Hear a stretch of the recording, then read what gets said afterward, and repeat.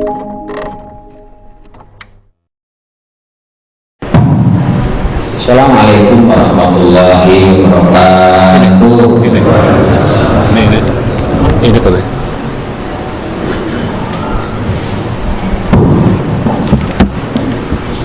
Alhamdulillahilladzi ba'dama amatana bilaihi nusyur. Alhamdulillah ala fitratil Islam wa ala millati Ibrahim alaihissalam. Asyhadu an la ilaha illallah wahdahu la syarika lah al-malikul alam wa asyhadu anna Muhammadan abduhu wa rasuluhu rahmatan lil alamin. Allahumma shalli wa sallim wa barik ala Muhammadin sallallahu alaihi wasallam wa ala alihi wa sahbihi wa radhiyallahu kiram wa ba'd. Khotiman rahimahullah, hadirin jamaah subuh keluarga besar Masjid Ad-Da'wah yang saya hormati, wabil khusus para sepuh, para hujjah, pengurus DKM Masjid Ad-Da'wah, bapak-bapak dan ibu-ibu yang tidak disebutkan satu persatu, namun tidak mengurangi takdim dan hormat saya kepada bapak dan ibu sekalian yang hadir pada kesempatan subuh yang berbahagia ini. Puji syukur kita panjatkan hadirat Allah dengan sama-sama mengaktualisasikan rasa syukur kita kepada Allah dengan mengucapkan kalimat alhamdulillah. Alhamdulillah kita bisa melaksanakan subuh berjamaah, kita duduk-duduk sambil i'tikaf menunggu waktu subuh, mendengarkan 1-2 ayat suci Al-Quran, sekaligus kita beriktikaf di masjid yang sangat kita muliakan, dengan harapan semua itu menjadi amal soleh yang diterima oleh Allah Subhanahu wa Ta'ala. Bapak dan Ibu sekalian saya hormati, sebagai kajian ulangan ataupun materi-materi yang bersifat diulang, maka pada kesempatan subuh kali ini saya ingin menyampaikan materi tentang kewajiban seorang suami melindungi keluarga dari jebakan api neraka jahanam. Kewajiban seorang suami melindungi keluarga dari jebakan api neraka jahanam. Berangkat dari Quran surah At-Tahrim ayat 6. Surat At-Tahrim itu surat yang beberapa, Bu? Kalau nggak salah ada di dalam Al-Quran ya? Ya Pak. Dan insya Allah kita kayaknya apal di luar kepala ya Pak ya. Apal di luar kepala maksudnya nggak apal berarti. Di dalam Quran surah At-Tahrim ayat 6 Allah berfirman, A'udzubillahi minasyaitonirrajim, qu anfusakum wa ahlikum nar. Atau yang lengkapnya, ya ayyuhalladzina amanu qu anfusakum wa ahlikum nar. Yang artinya wahai orang-orang yang beriman, dan kita yang hadir pada subuh kali ini mudah-mudahan dihitung oleh Allah Subhanahu wa Ta'ala, tercatat sebagai orang yang sudah beriman kepada Allah Subhanahu wa Ta'ala. Selain kita menjadi orang yang mudah-mudahan dicatat oleh Allah sebagai orang yang beriman, maka kewajiban kita berikutnya adalah anfusakum wa ahlikum nar, diperintah untuk menjaga, melindungi keluarga dan diri kita daripada neraka jahanam, yaitu dengan senantiasa melaksanakan perintahnya, meninggalkan larangannya, senantiasa meningkatkan kualitas ketaatannya, kepatuhannya dalam rangka mendekatkan diri kepada Allah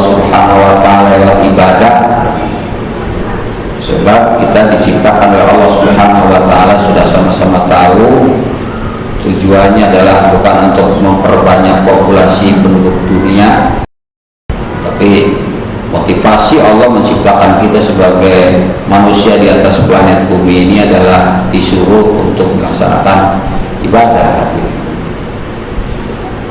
Kenapa kita sebagai seorang suami berkewajiban melindungi keluarga dari api neraka jahanam?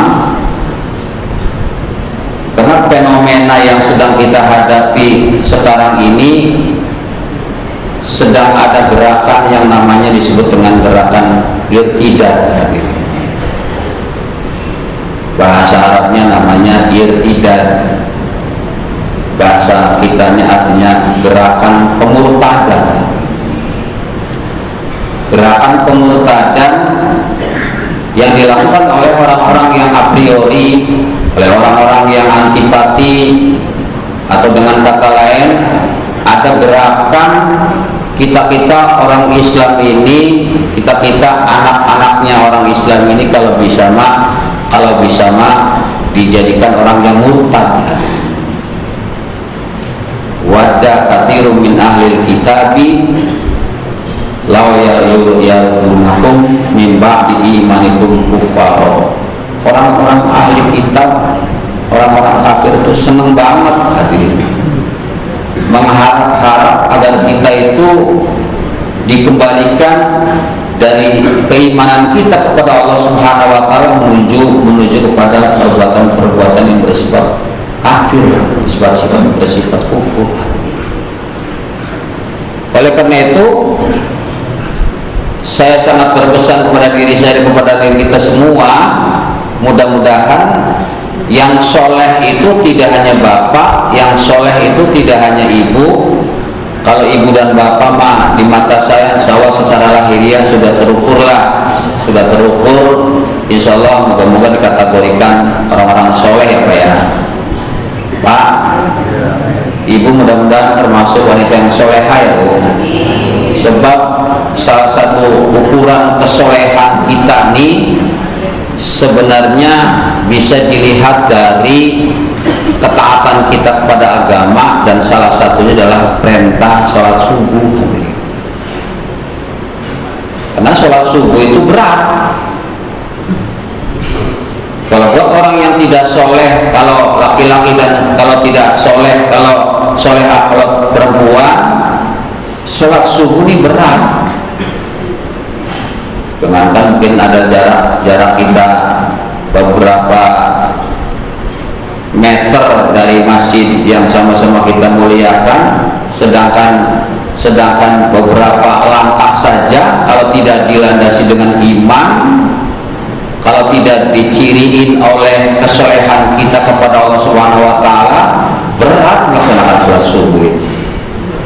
Tapi alhamdulillah berasa ringan, bahkan udah ditambah habis sholat subuh ditambah lagi tausiah ya, ditambah lagi dengerin nasihat 1-2 ayat suci Al-Quran.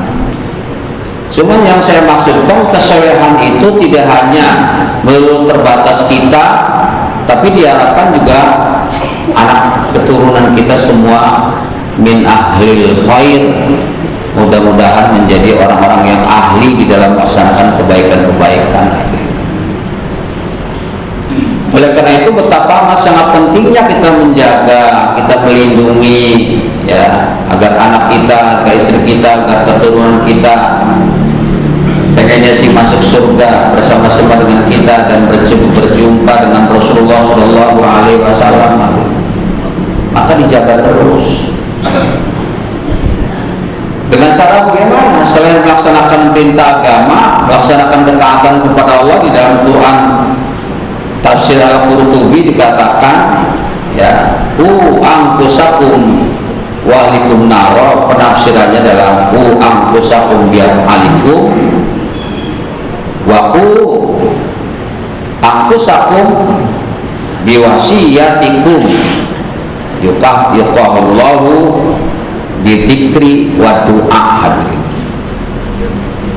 Sekurang-kurangnya ada 2 upaya untuk melindungi anak kita, istri kita, keluarga kita dari jebakan api neraka jahanam, yaitu dengan yang pertama adalah dengan zikir kepada Allah Subhanahu wa taala, dan yang kedua dengan doa. Karena zikir dan doa itu merupakan satu kekuatan dahsyat yang bisa menjadi persoalan yang bisa mengatasi berbagai macam persoalan. Yang disebut dengan ku anfusakum yaitu bi'af'alikum, dengan amal perbuatan kita. Artinya supaya kita tetap menjaga diri, anak, istri dan keluarga tetap soleh dan soleha, maka secara kontinu ya ibadah yang sudah kita laksanakan dengan baik ini terus dilestarikan, terus dirutinkan, terus dikontinukan dan tidak pernah mengalami bosan. Kemudian melindungi anak istri kita dari jebakan api neraka jahanam adalah ya bi'af'alikum wa fi wa ku anfusakum biwasiyatikum, yaitu dengan nasihat, dengan wasiat, dengan pesan-pesan moral. Sehingga sekali lagi saya katakan, kesolehan tidak hanya sekedar kita dan ibu, bapak, tapi mudah-mudahan anak-anak kita juga menjadi keluarga anak-anak yang soleh dan soleha.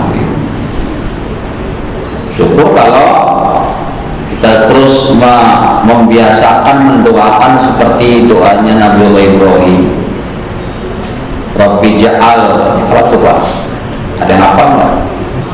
Rabbi ja'al muqimas sholah wa min dzurriyyati rabbana wa taqabbal doa. Atau ibu yang sering berdoa dengan ucapan Rabbana hablana min azwajina wa dzurriyyatina qurrata a'yun waj'alna lil muttaqina imama. Ya, imam itu maksudnya imam itu maksudnya bisa jadi presiden, ya kali-kali aja bisa menjadi gantinya Jokowi kapan-kapan gitu ya hadirin. Nah itu yang harus dilakukan oleh kita. Kenapa? Karena gerakan irtidat ini, gerakan pemurtadan itu ada upaya umat Islam itu didangkalkan. Bukan maksudnya kita yang sudah beragama ini supaya pindah agama menjadi Kristen atau menjadi apalah namanya agama lain, tapi biarlah kita yang masih Islam, biarlah kita yang masih melaksanakan ketaatan terhadap agama ini ya, tetapi didangkalkan, dikaburkan pemahaman kita terhadap agama sehingga ketaatan kita kepada agama atau keyakinan kita terhadap agama itu semakin hari dibikin semakin kabur dan tidak jelas. Itu ada upaya ke sana ya, supaya kita orang Islam ini nggak yakin sama agamanya. Tentu wada kathirun min ahli kitabi ya la yarudunahu min ba'di imanihim kuffaro. Orang-orang kafir ahli kitab itu selalu berusaha betapa sangat mengharap-harap supaya kita ini dibelokkan gitu, dibelokkan, dikaburkan, diragukan ketaatan kita terhadap agama. Makanya kita berkewajiban selain membentengi diri kita, tetapi juga kita berkewajiban untuk membentengi keluarga kita dari api neraka jahanam ya. Kenapa? Karena sekarang ini sumbernya satu. Kalau boleh ngomong secara vulgar dan transparan, sumbernya satu dalam proses pengkaburan pemahaman, kelunturan ketaatan orang dalam rangka melaksanakan nilai agama itu sumber-sumbernya satu ya, yang menjadi 3 cabang. Apa satu yang melahirkan 3 cabang? Yaitu dari ajaran komunisme. Komunisme itu apa ya? Apa Bu? Komunisme itu apa Pak? Insya Allah orang tahu udah paham semua. Komunisme adalah sebuah pemahaman agama, sebuah ideologi maksud saya, yang tidak percaya sama adanya Tuhan ya. lebih kepada ajaran yang disebut dengan ajaran komunisme, itu mengarah kepada nilai-nilai ateisme. Ateisme itu artinya udah nggak percaya lagi sama Allah itu. Makanya ada dulu, zaman dulu kita pernah nggak Bapak Ibu mendengar kita yang jam 3 tadi sholat tahajud, udah selesai witir kita menuju masjid, melaksanakan sholat subuh. Habis subuh kita wirid, zikir dan berdoa. Habis zikir, wirid dan berdoa, kemudian kita dilanjutkan dengan tausiah. Itu oleh orang yang punya paham ateisme, oleh orang yang punya paham komunisme, disebutnya sebagai penghayal masa depan.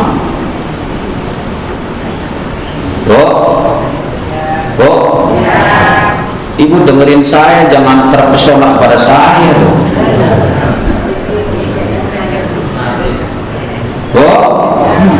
Jadi kita yang dari sejak jam 3 tadi bangun, bertahajud, bermunajat, berasik masuk dengan Allah Subhanahu wa taala, kita relain bangun, kita singkirkan atribut-atribut yang bersifat duniawi, terus menuju masjid, terus kita dengerin katakanlah nasihat 1-2 ayat Al-Quran, disebutnya sebagai penghayal masa depan.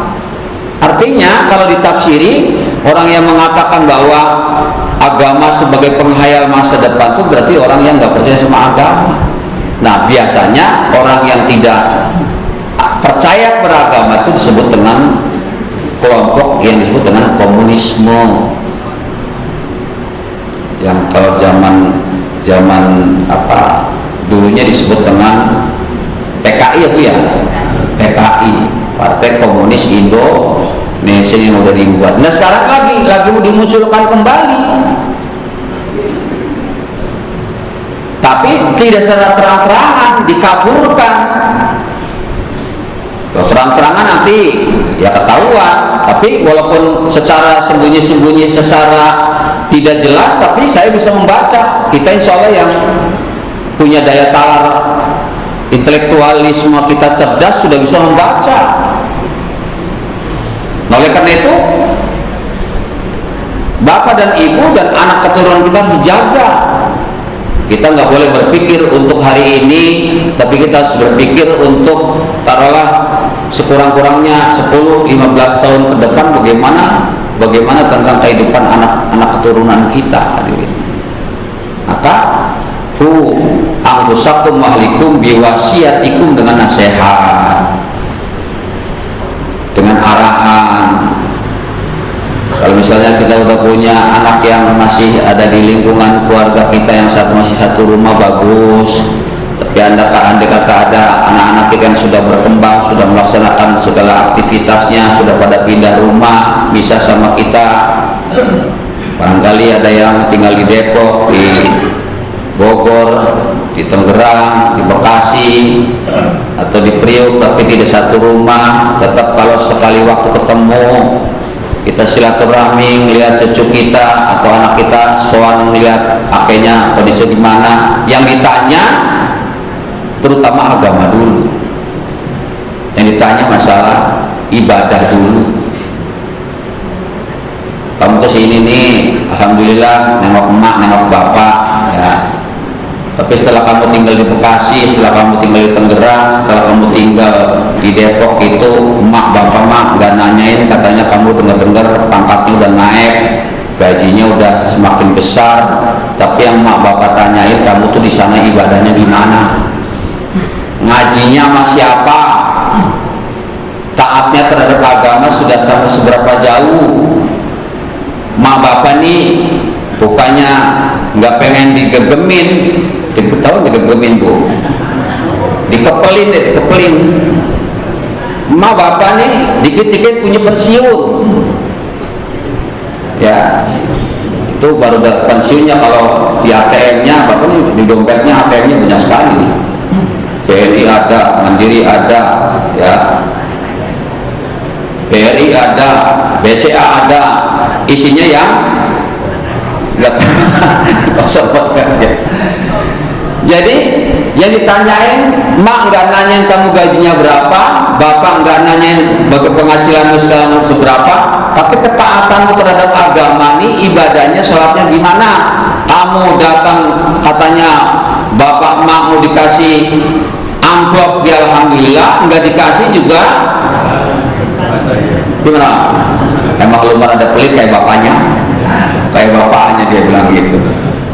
Itu artinya ya nggak harus secara kontinu, tapi sekali-sekali misalnya kalau sewaktu-waktu itu namanya ku anfusakum wa ahlikum naro. Selain daripada kita menjaga diri, tetapi juga keluarga dan anak keturunan kita daripada jebakan api neraka jahanam. Nah, karena aliran yang disebut dengan komunisme melahirkan apa? Melahirkan yang pertama sekularisme. Apa sekularisme itu? Sekularisme itu kita orang beragama ini pengen diarahkan supaya dipisahkan keyakinan kita terhadap agama, antara agama ya dengan dunia itu kalau bisa mau dipisahin. Itu namanya, disebutnya, orangnya namanya sekuler, ajarannya namanya sekularisme.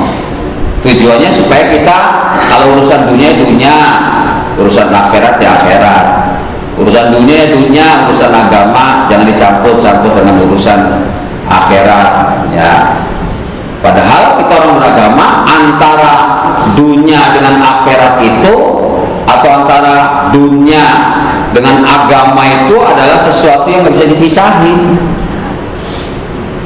Karena kita sama-sama yakin bahwa apa yang dilakukan oleh kita sekarang ini, suka atau nggak suka, akan dimintai pertanggungjawabannya di hadapan Allah Subhanahu wa Ta'ala.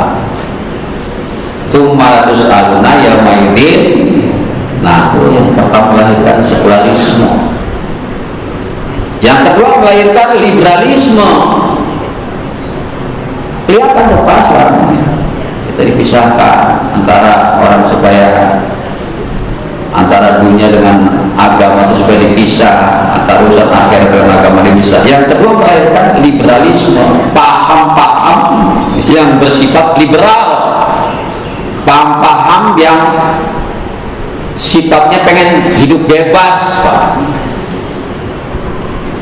Makanya yang paling didewa-dewain menurut versi saya, kenapa orang menjadi pengen hidup bebas, karena yang dikedepankan bukan ayat-ayat suci Al-Quran, malah sekarang ayat-ayat konstitusi itu lebih tinggi daripada ayat suci.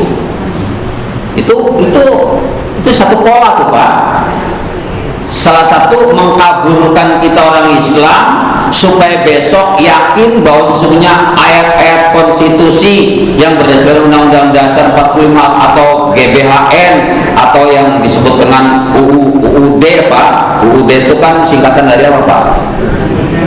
Iya, saya setuju. Ujung-ujungnya tuh itu katanya lebih tinggi daripada ayat suci. Coba, itu ajaran liberal itu. Gara-gara apa? Gara-gara bukan lagi mengutamakan ayat-ayat suci Al-Quran, tapi yang dikedepankan adalah apa? Pemahaman liberal. Maka kalau di Amerika ada paham liberal ini, yang didewa-dewain adalah demokrasi dengan hak asasi manusia. Kalau menurut saya, hak asasi manusia ini banyak melanggar agama. Seorang guru yang jewer muridnya, gurunya bisa dipenjara kalau ngadu sama pak gurunya. Atau seorang suami yang memperkosa istrinya, suami memperkosa istrinya, gimana ya? Ya diperkosa aja orang, abang-abang tua diduil-duil nggak paham-paham, diduil-duil nggak ngerti-ngerti, udah perkosa aja. Ngadu nih si istri nih sama hak asasi manusia, suaminya bisa dipenjara itu. Benar nggak, Pak? Jadi orang zaman sekarang tuh lebih memberhalakan, mendewakan hak-hak asasi manusia ketimbang ya ayat-ayat suci Al-Quran. Nah, ini paham liberal. Maka kalau di Amerika malah ngadu ke parlemen, Ya, komunitas kaum Hawa di Amerika itu ngadu ke parlemen, protes kenapa laki-laki kok diberikan kebebasan bisa beristri 4 orang, sementara saya sebagai kaum Hawa, kaum wanita kok cuman diberikan kebebasan cuman beristri cuma 1 orang, bersuami 1 orang. Jadi orang Amerika protes, si istri kalau bisa diberikan kebebasan kalau punya suami lebih dari 4 orang, Bu. Itu di Amerika tuh, karena gara-gara hak asasi manusia. Nah, kalau kita kan bersyukur ya Pak, 1 orang suami bisa punya 4 orang istri.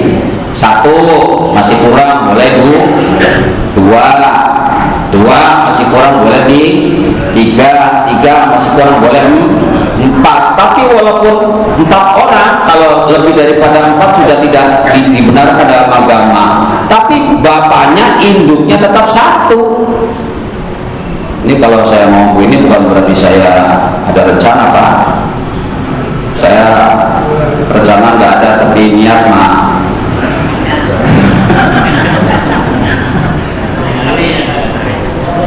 Guyonan aja Pak ya. Jadi walaupun andai kata ada di antara kita yang istrinya lebih dari 1 sampai 4 orang, tapi bapaknya 1, sementara kenapa agama melarang seorang istri lebih punya suami lebih daripada 1 orang? Karena itu paham liberal, pengen bebas. Nah, itu sudah dihembuskan, sudah dikembangkan, sudah disosialisasikan di Indonesia lewat gerakan irtidat tadi namanya Pak. Dikaburkan, yang dibela hak asasi manusia, yang dibela ya kayak kemarin tuh Bu ya, Bu, yang namanya apa tuh LGBT ya, yang benar tuh khunsa itu dalam bahasa Jawa namanya wandu. Pak Haji Maskur, Pak Haji Sakur tahu tuh arti wandu itu. Wandu itu apa artinya itu Pak? Enggak laki-laki, enggak perempuan, memang dia punya 2 alat vital, itu betul-betul banci, tapi banci benar. Tapi kalau sekarang banyak banci kaleng yang pakai stockingnya kayak perempuan, tapi kemudian dibalik stocking bulu kakinya panjang-panjang, yang kalau ngamen pakainya lagunya cuma 1, rasa cinta pasti ada. Ketika dia dari sana nyanyinya 1, rasa cinta pasti ada pada makhluk yang bernyawa. Udah ngintip tuh tadi yang sebelah sana yang berbeda lagi ya, majikannya masuk tamu, ada yang bisik-bisik, majikannya bilang nanti kalau wasi banci kaleng yang kesini bilang uang nggak ada ya. Pas dia giliran datang ke rumah yang didatangin, nyanyiannya sama, rasa cinta pasti ada pada makhluk yang bernyawa. Kata pembantunya nggak ada, pasti ada, nggak ada, pasti ada. Tadi ngeliat ya. Memang sekarang LGBT malah ada organisasinya di wilayah-wilayah kita ini, di Bekasi, di Jakarta, Depok, udah ribuan jumlahnya orang yang pengen protes. Mereka seorang banci pun pengen diberikan kebebasan layaknya nikah boleh sesama sejenis, itu karena darah paham liberal. Yang ketiga, dari ajaran komunisme melahirkan apa yang disebut dengan materialisme, paham serba benda ya. Serba benda artinya bahwa sekarang ini orang dalam hidup ini yang diukur duit, yang diukur duit.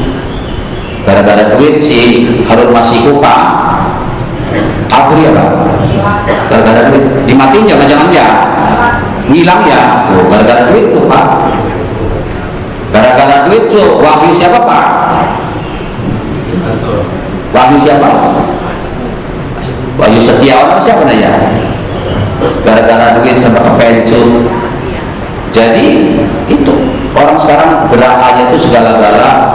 Kita aja kadang-kadang ada orang transaksi bisnis mau bagi waris segala macam, cuma dengar doang, gua kebagian kan nih, dengar doang pakai kebagian. Ini namanya gerakan materialisme, gerakan segala macam diukur dengan benda yang melahirkan kehidupan yang disebut dengan istilahnya ya glamor, kehidupan yang glamor. Makanya ada pepatah guyonan, bil fulus kulu lulus lesal fulus mampus. Padahal kita duit bukan sesuatu yang tidak perlu, tapi duit ini diukur halal apa haram, boleh apa enggak, gitu. Nah, gara-gara tiga gerakan, yang pertama gerakan sekularisasi, yang kedua gerakan liberalisasi, yang ketiga gerakan materialisasi atau materialisme, sumbernya dari ajaran komunisme. Komunisme inilah yang lagi menggiring kita umat Islam supaya kita kalau bisa mah dijauhkan dari agama. Makanya lahir yang disebut dengan istilahnya zina itu boleh asal sama-sama suka. Pernah dengar nggak Bapak Ibu bahwa zina itu boleh? Zina boleh, yang penting sama-sama suka, karena itu hak asasi manusia. Ada lagi, kalau yang kayak kita yang melaksanakan sunnah, merah jenggot, celana cingkrang dituduh sebagai kelompok radikal, kelompok teroris. Maka hati-hati itu jangan ada kalau merah jenggot dengan panjang-panjang, takutnya dituduh teroris. Melahirkan apa yang disebut dengan apa jilbab itu gak wajib. Pernah gak Bapak dengar? Ibu pernah gak dengar bahwa pakai jilbab itu gak wajib? Siapa yang ngomong, Bu? Istrinya Gus Dur kan?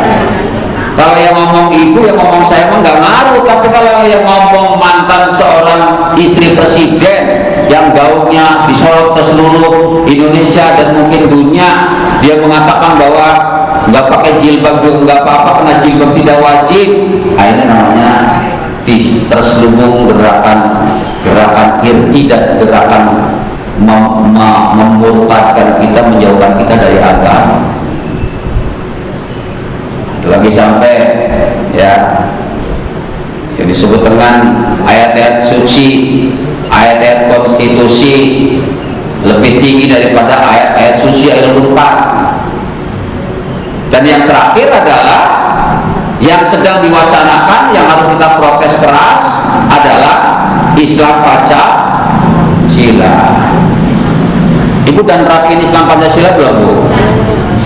Oh, kita kan selama ini kalau ketemu sama kawan, ketemu sama jamaah, ketemu di pasar, ketemu di masjid, bermajelis taklim, pulang dari majelis taklim, Bapak juga seperti ini, nanti kita bubar dari masjid selalu mengucapkan kalimat Assalamualaikum warahmatullahi wabarakatuh. Tapi ada wacana pengen dirubah, kalau bisa mah Assalamualaikum warahmatullahi wabarakatuh itu dirubah dengan salam Pancasila. Saya bahasanya belum paham tuh Haji Wahab, Pak Haji Sakur, Pak Haji Yoyo. Salam Pancasila itu anunya bahasa seperti apa ya? Seperti apa? Hah? Kalau kita orang Jawa, Kula nuwun kan masih pantas, Pak. Kula nuwun nggak pakai assalamualaikum. Kita orang Sunda pakai sampurasun masih pantas, ya. Tapi andai kata diganti dengan yang lebih afdol yaitu kalimat assalamualaikum, itu lebih afdol karena di dalam assalamualaikum itu terjadi doa, ada interaksi doa, dan di dalamnya adalah kita lagi diberikan penghormatan sama orang yang ngedoain kita lewat assalamualaikum. Tahu diganti dengan salam Pancasila. Nanti kalau diamalin oleh kita yang nggak paham agama, kita nggak wariskan pengertian kepada anak cucu kita dan bahasa keturunan kita, nanti ketemu salam Pancasila, salam Pancasila, tok tok tok tok, salam Pancasila, tok, salam Pancasila. Akhirnya seperti itu, naudzubillah min dzalik. Ini yang saya katakan gerakan irtidat namanya, gerakan pemurtadan, ya, yang kata Allah dalam Al-Quran surah At-Taubah ayat 39, konspirasi yang dilakukan oleh orang-orang kafir untuk mengantarkan kita supaya jadi orang yang berpindah ke agama mereka itu tidak dalam artian kita pindah agama, ya, tapi pola pikir yang dirubah, pola pikir yang dirubah, yang pengamalannya dirubah. Makanya dalam Quran surah At-Taubah ayat 39, wa illam tanfiru yu'adzibkum adzaban alima wa yastabdil qauman ghairakum. Kalau kita enggak berupaya nih untuk melakukan apa yang bisa kita perbuat dalam rangka ngasih nasihat sama anak, ya, ngasih pencerahan sama anak, seorang suami ya tentunya sama istri, ya, tetap pakai jilbab, suami istri tetap memberikan pencerahan kepada anak, ya, maka kata Allah, ya, mengatakan wa ilam tanfiru, kalau kamu tidak buru-buru berbuat untuk memberikan pencerahan, nasihat dan ma'idul hasanah kepada anak generasi keturunan kita, ya, yu'adzibkum adzaban alima, maka boleh jadi secara kasat mata akan diberikan azab oleh Allah dengan azab yang pedih. Ya, barangkali naudzubillah min dzalik, mudah-mudahan cukup di Yuhan sana saja, cukup di Cina saja, akibat daripada kesombongan se-Cina yang hampir-hampir menjadi, ya, polisi dunia, lebih daripada arogansinya Amerika, maka dikasih ujian dalam bentuk, ya, virus apa, Bu? Ya, virus. Kenapa? Kita insya Allah bukan takut sama virus corona, virus corona, tapi harus kita takuti supaya anak cucu kita selamat dari coro-coro nasional. Coro-coro nasional yang menggerogoti tatanan kehidupan berbangsa dan bernegara, sampai-sampai anak generasi keturunan kita dikaburkan pemahamannya terhadap agama, dijauhkan daripada agama.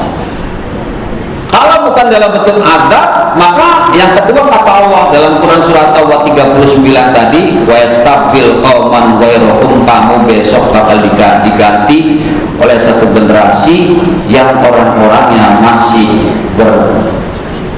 berbaju Islam, tapi kelakuannya sudah tidak lagi mencerminkan Islam. Naudzubillah min dzalik. Makanya mari kita jaga anak kita, istri kita, di samping kita sibuk dengan urusan hal-hal yang bersifat duniawi, tapi jangan lupa juga kita memberikan nasihat, memberikan arahan, memberikan pencerahan, ya, menyeramahin anak cucu kita supaya mereka terselamatkan daripada azab Allah Subhanahu wa taala.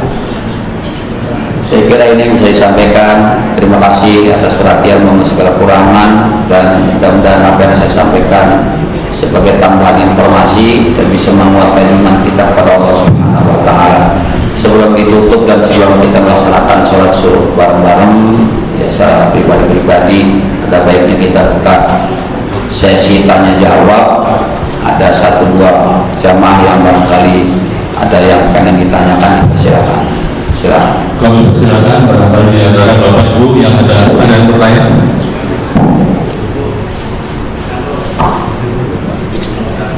Kalau tidak ada, Ustaz, saya ada. Ayo ibu, ada. Oh, monggo. Ibu-ibu silakan. Ibu-ibu. Oh.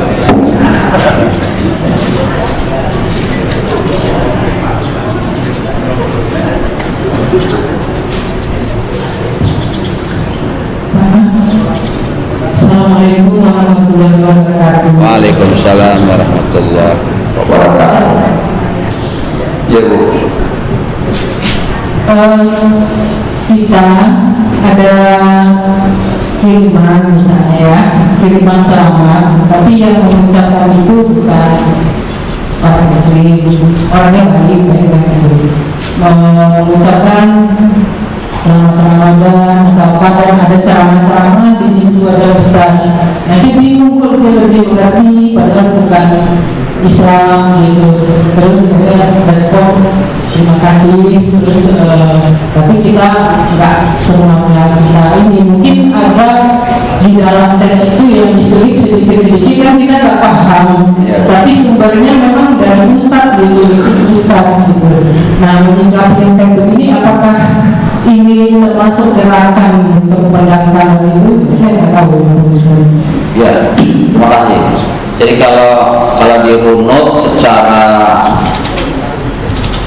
lebih luas lagi, sebenarnya banyak usaha-usaha yang disebut dengan gerakan irtidat atau orang Yahudi, orang Nasrani pengen memurtadkan kita itu. Sekarang kan muncul misalnya ya doa lintas agama. Apa ya? Wong doa kita aja 200 orang jamaah, 200.000 orang jamaah yang melaksanakan haji dan umroh yang sekarang lagi di persoalan itu mendoakan supaya bangsa kita menjadi bangsa yang baldatun thayyibatun arabun ghafur, dalam tanda kutip belum dikabul sama Allah. Itu doa kita orang Islam tuh Pak. Insya Allah kalau kita pergi haji umroh tuh doain bangsa Indonesia supaya menjadi negara yang aman. Kayaknya nggak aman ya Pak. Artinya apa? Doa kita belum dijawab oleh Allah, belum dikabul oleh Allah. Apalagi doa yang bersifat lintas agama. Apalagi sekarang ada wacana nggak boleh doa pakai bahasa Arab, harus pakai bahasa Indonesia. Itu satu ya Bu. Yang kedua, boleh mengadakan acara-acara yang bersifat keislaman di dalam gereja. Ini termasuk upaya-upaya gerakan irtidat, supaya kita orang Islam itu supaya nggak usah terlalu fanatik, nggak usah terlalu bawa-bawa politik.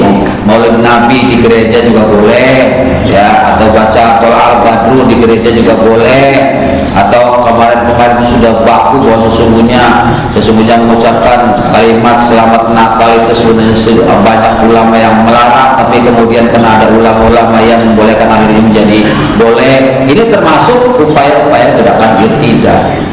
Jadi sebatas yang bersifat nilai-nilai kemanusiaan, tidak menyangkut urusan agama, ya bolehlah, insya Allah salamnya sampaikan. Tapi kalau yang bernuansa ada kaitannya dengan urusan syariat, urusan ibadah, maka itu ya seperlunya aja jawabnya. Yang perlu dijawab tidak melanggar syariat, bisa dijawab. Insya Allah Bu, salamnya saya akan sampaikan. Tapi kalau menyangkut urusan agama, bahkan dalam urusan assalamualaikum itu, kita yang orang Islam ini kalau sekali waktu dikasih ucapan kalimat assalamualaikum sama orang Nasrani, tidak boleh menjawab dengan waalaikumsalam. Ibu pernah udah lama bergaul di Kelapa Gading dengan tetangga kanan kiri yang mohon maaf agamanya beda, sehingga dia assalamualaikumnya kita tuh udah apa. Assalamualaikum Wajib Eci, dari mana? Pulang dari pasar ya. Saya duluan ya, assalamualaikum. Nggak perlu dijawab Bu.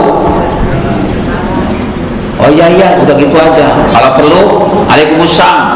Kalau bahasa kasarnya mampus loh. Itu Nabi yang ngajari, bukan saya. Oh doanya begitu? Iya, karena Waalaikumsalam kita pada non muslim itu sampai botak sariawan. Botak sariawan itu kayak apa ya?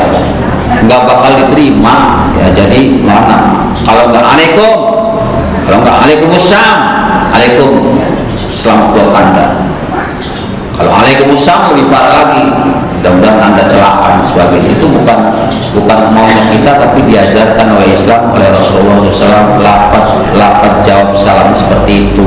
Jadi apa yang saya tanyakan tadi memang ada kaitannya dengan gerakan-gerakan pemurtadan atau yang disebut dengan irtidat. Terima kasih atas pertanyaannya Ibu.